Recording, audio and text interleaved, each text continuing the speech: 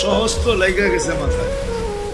খানা নামায় দিয়া মোহতামিম সাহেবের কাছে যা বলতেছে চাকরি করবো না। কেন? বাড়ি মাদ্রাসায় যেটি পালেন এটি সব দেয়া দাও। সবসময় গরু বলে শোয়া গেছি, আজকেও গরু বলতেছে, বিজা বিজা খানা নিয়ে আইলাম।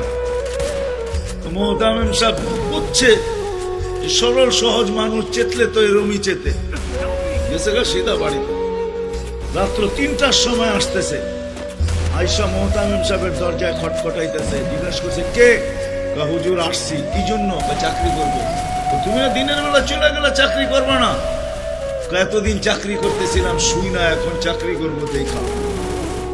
বলছে এটা আবার কি দেখা চাকরি করবে? মানে আমি স্বপ্নে দেখতেছিলাম কিয়ামত হয়ে গেছে, আমি পুলসিরাতের পাশে যে দাঁড়ায় আছি, পুলসিরাত চুলের মতো চিকন, তলোয়ারের মতো ধার। ভয় পাইতেছিলাম এটার উপরে পা রাখবো তো রাখবো কি করে। একটু পরে চিৎকার শুনলাম, তো দেখলাম মাদ্রাসার ছেলেগুলা সবগুলা হইহুল্লার করতে করতে আসতেছে। ওরা পুলসিরাতের পা দিতে দেরি, এটা সুপার হাইওয়ে হয়ে যেতে দেরি হয় নাই। সবগুলা উঠা পার হইতেছে, একটা পিছন থেকে আমাকে দেখা ফেলছে আর চিৎকার দিয়া বলছে, ওই তোরা যাস কই? আমগো গরুটা তো দাঁড়ায় আছে, ওরে নিয়ে যাবি না?